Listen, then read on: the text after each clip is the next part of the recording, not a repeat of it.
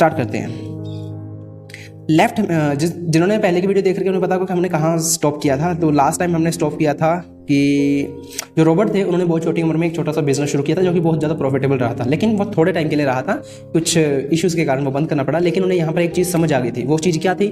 वो चीज़ ये थी कि उन्हें पैसा बनाना आ गया था कि अपनी फिजिकल अपीयरेंस के बिना भी हम कहीं और हैं लेकिन हमें पैसा फिर भी आ रहा है।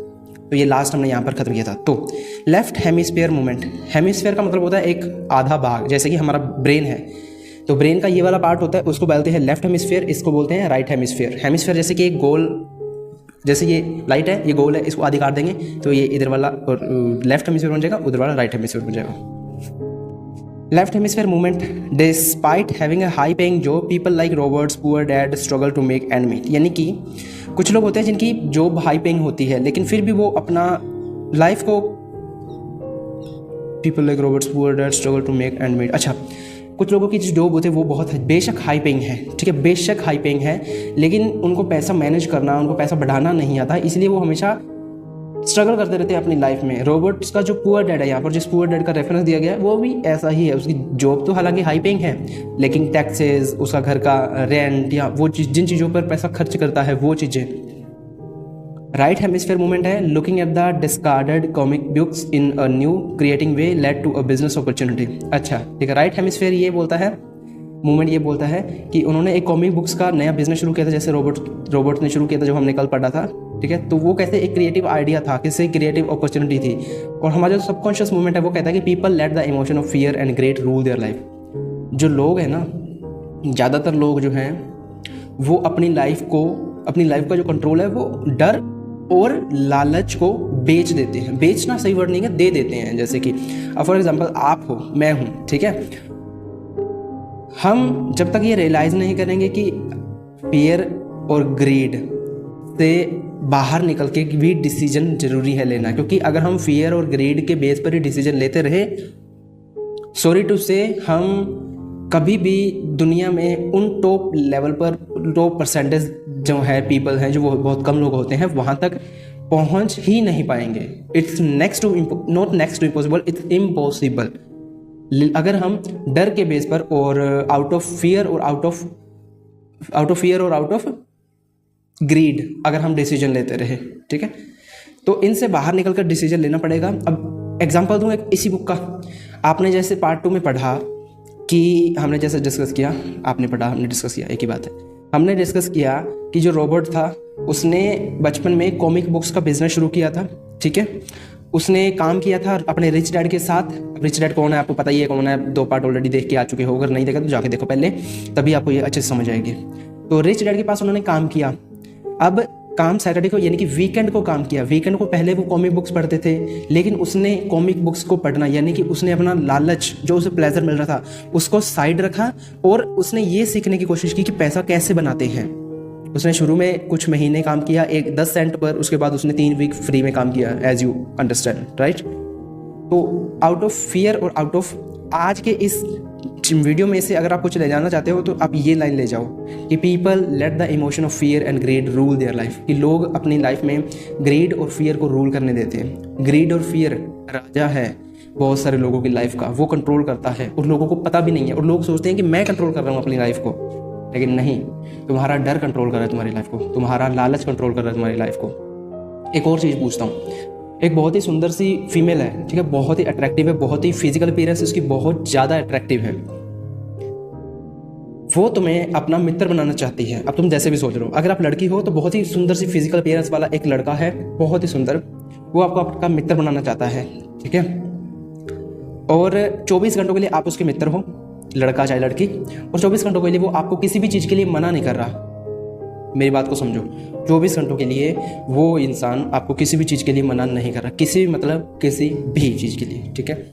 और दूसरी तरफ आपके पास एक ऑप्शन ये है कि आप एक ऐसे इंसान के साथ वो 24 घंटे बिता सकते हो जिसको बिजनेस की अच्छी खासी नॉलेज है, जिसको फाइनेंस की अच्छी खासी नॉलेज है, जिसको पर्सनल लाइफ की अच्छी खासी नॉलेज है, ठीक है। जैसे कि एग्जाम्पल दूँ, आपने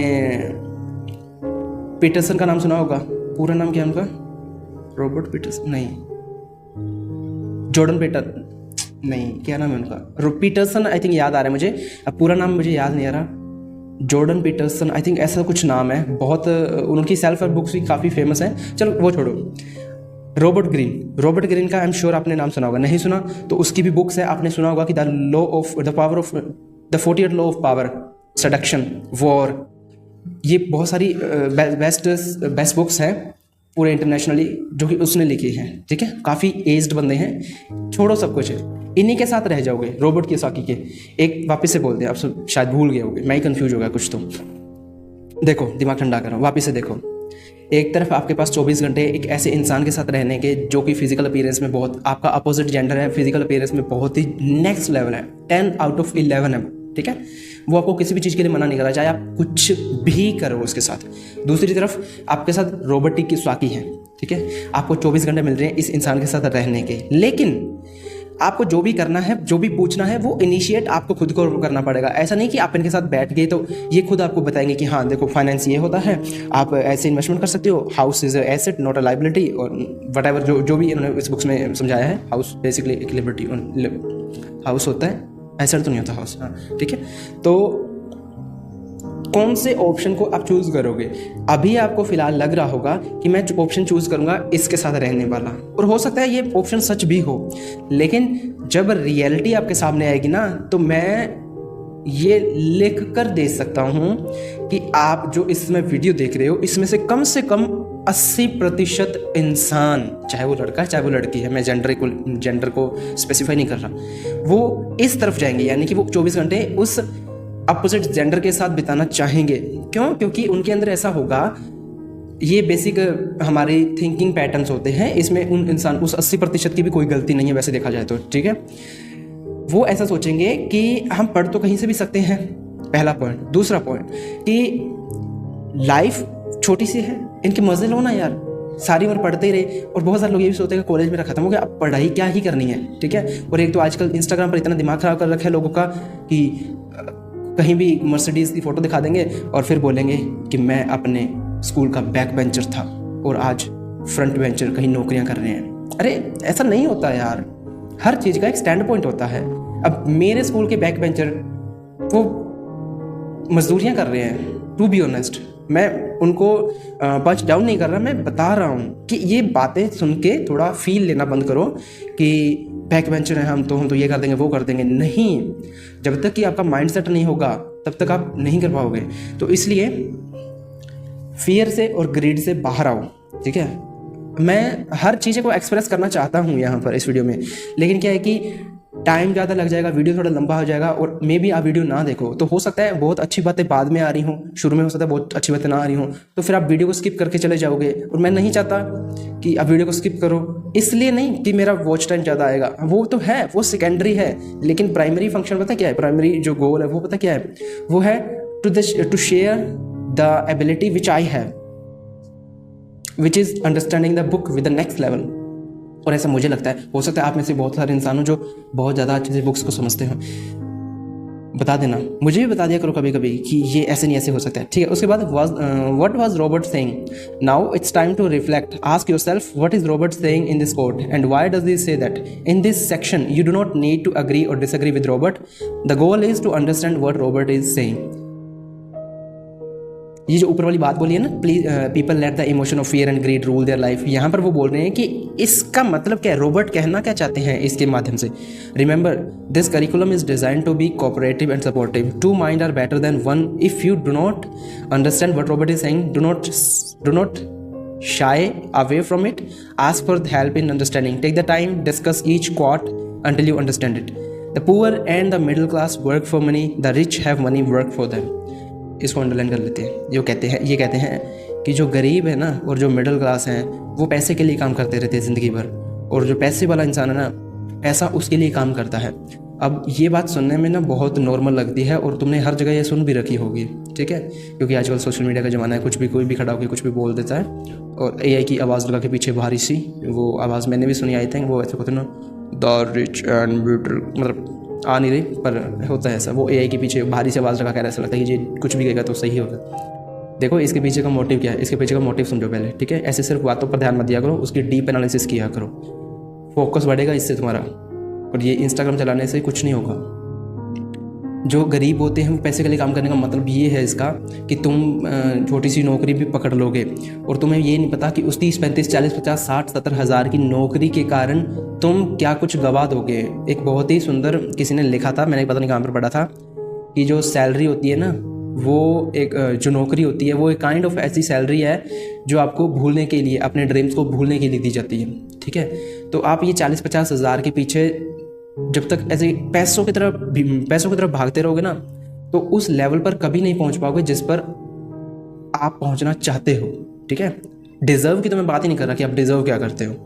डिज़र्व तो आई थिंक वो तो रिच होते हैं, वो उनके लिए मनी वर्क करती है, मतलब कि उन्होंने इतने सारे एसेट बिल्डअप कर लिए होते हैं कि पैसा उनके लिए काम करता रहता है। अब रिलायंस का एग्जांपल लूँ मैं, जियो हुआ, रिलायंस हुआ, और भी कितने सारे अंबानीज़ के एसेट्स हैं जो उनके लिए पैसा कमाते रहते हैं। अब तुम्हें क्या लगता है अंबानीज़ क्या सारा दिन मेहनत करते रहते हैं? क्या मेहनत करते हैं वो सिर्फ डिसीजन लेते हैं, और वो दिन में भी 1 या 2 डिसीजन लेते हैं बड़े, बाकी सारे उनके छोटे मोटे जो कारोबारी है, जो उनकी नौकरियाँ करते हैं, वो करते हैं सारा कुछ।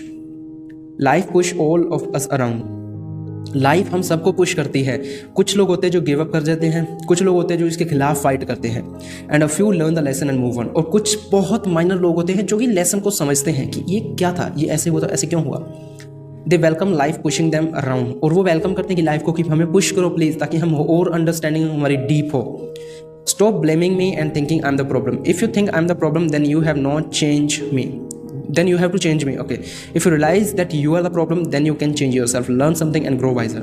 अब ये देखो, ये इतनी महान बात बोली है ना, ये इस सदी की महान बात है मुझे लगता है कि ना, कभी भी मुझे ब्लेम मत करो। मुझे मतलब कह रहे हैं कि जैसे तुम नौकरी करते हो ना कहीं पर, तो कभी भी बॉस को ब्लेम मत करो, ये बेसिकली उस वे में कह रहे हैं। ठीक है, या आपको जो कोई सिखा रहे हैं, कभी मुझे ब्लेम मत करो। ठीक है, और ये मत सोचो कि मैं प्रॉब्लम हूँ, ये मत सोचो कि बॉस प्रॉब्लम है। और अगर तुम ये सोचते हो कि बॉस प्रॉब्लम है यानी कि मैं प्रॉब्लम हूँ, तो तुम्हें मुझे चेंज करना होगा, और मैं तो तुमसे चेंज होने से रहा, राइट। बॉस को तुम थोड़ी चेंज करोगे। And if you realise that you are the problem, अगर तुम्हें ये रियलाइज हो गया कि प्रॉब्लम बॉस नहीं है, प्रॉब्लम तुम हो कि तुम्हें चीज़ें नहीं आती, फिर तुम अपने आप को चेंज कर सकते हो। ठीक है, सीखते रहो और अपने आप को वाइज यानी कि समझदार, एक महान इंसान के रास्ते पर ले जाते चलो। When it comes to money, most people want to play it safe and feel secure, so passion doesn't direct them, fear does. अच्छा, ये भी बहुत बहुत बात बोली है। मैं एक एक लाइन पर तुम्हें 1-1 घंटा बैठाकर डिस्कशन कर सकता हूँ, पर मजबूरी है ना, भाग जाओगे तुम लोग। इसका मतलब है कि जब बात पैसे की होती है ना, तो बहुत सारे लोग सेफ और सिक्योर फील करना चाहते हैं। अब तुम मम्मी पापा से पूछ लो, हो सकता है तुम्हारी भी मेंटालिटी ऐसी हो सकता है तुम खुद मम्मी पापा हो किसी बच्चों के। तो जब पैसे की बात आती है ना, तो ऐसे अरे नहीं, पैसे को तो ऐसे छाती पर लगा के रखो, पैसे को कुछ नहीं होना चाहिए, पैसा नहीं भाई साहब, पैसा। तो अगर ऐसी मेंटालिटी है ना, तो मेहनत करने का कोई फ़ायदा नहीं है, मतलब आउट ऑफ द बॉक्स सोचने का कोई फ़ायदा नहीं है। क्योंकि जब तक तुम सिक्योर फील करते रहोगे ना पैसों को लेकर, जब तक फील करते रहोगे कि सेफ़ खेलना है मुझे, तो सेफ़ खेल के कभी आगे नहीं गया कोई। ठीक है, मैं हाल ही में जैक स्पैरो की मूवी देख रहा था, पायरेट्स ऑफ कैरिबियन, मेरी फेवरेट मूवी है।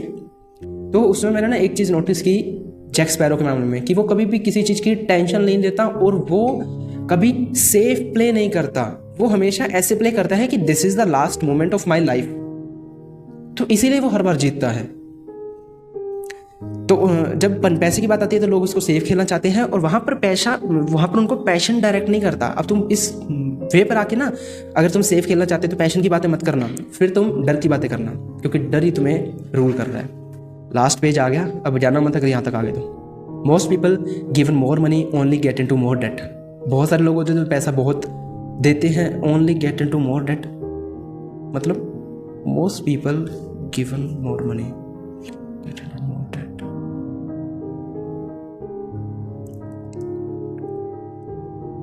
अच्छा ठीक है, देखो ज़्यादातर लोग क्या होते हैं ना, ज़्यादातर लोग अब जैसे लोन ले लिया, राइट, डेट जो होता है किसी काम को करने के लिए, फॉर एग्जांपल किसी भी चीज़ को करने के लिए लोन ले लिया, तो ये लोन लेना ही उनकी सारी ज़िंदगी को डेट में धकेलता जाता है, और EMI जुड़ती रहती हैं टाइम के साथ साथ।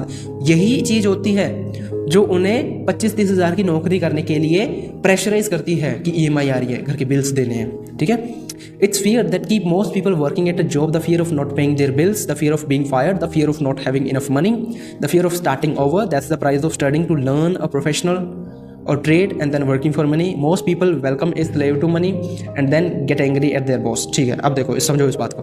बहुत सारे लोगों को यही डर होता है कि कहीं क्या हुआ अगर हम बिल नंबर पाए, क्या होगा अगर हमें जॉब से निकाल दिया गया, क्या होगा अगर हमारे पास इनफ पैसा ना हुआ।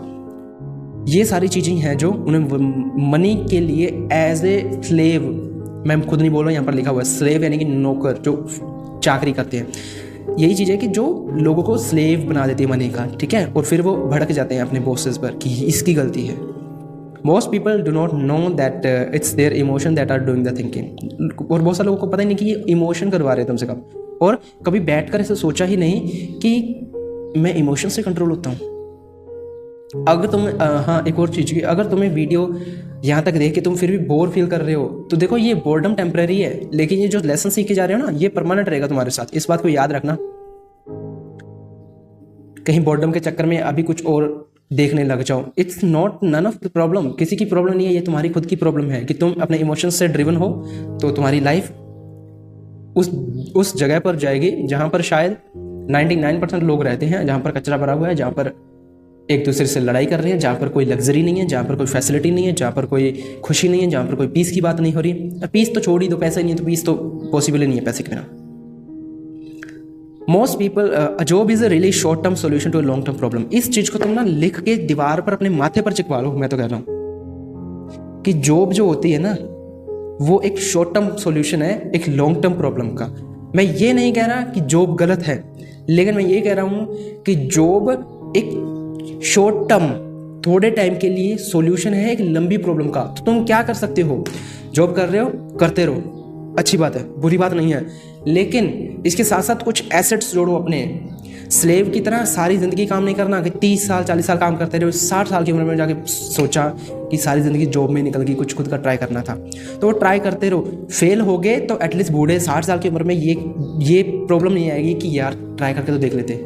जॉब बुरी नहीं है, ये मत सोचना कि इस बुक में जॉब्स के बारे में गलत बोला गया, नहीं। It's just like the picture of a donkey dragging a cart with its owner dangling a carrot just in front of its nose. The donkey's owner may be going where he want to, but the donkey is chasing an illusion. Tomorrow there only will be another carrot for the donkey. अच्छा, तो आपने गधे की picture देखी होगी जिस पर वो इंसान बैठा होता है और उस कैरेट लेके ऐसे बैठा होता है, कैरेट लेके, जिसको कैरेट उसको डंकी को ऐसे ऐसे दिखती है अपने आके, तो वो भागता रहता है उधर उधर उधर उधर उधर। तो ऐसे ही इंसान है, ठीक है। तो आई होप इससे कुछ क्लैरिटी आई हो। वीडियो आई थिंक थोड़ी लंबी बन गई है, आई एम रियली सॉरी। कल हम करेंगे चैप्टर नंबर 2, ठीक है। और आई होप कि ये चीज़ें आपको समझ आ रही हैं, और अगर नहीं समझ आ रही तो वीडियो को वापस से देख लो, ठीक है। और अगर कोई प्रॉब्लम है, कोई फीडबैक है, कोई कुछ भी बताना चाहते हो तो कमेंट्स ओपन है आपके लिए। बाय।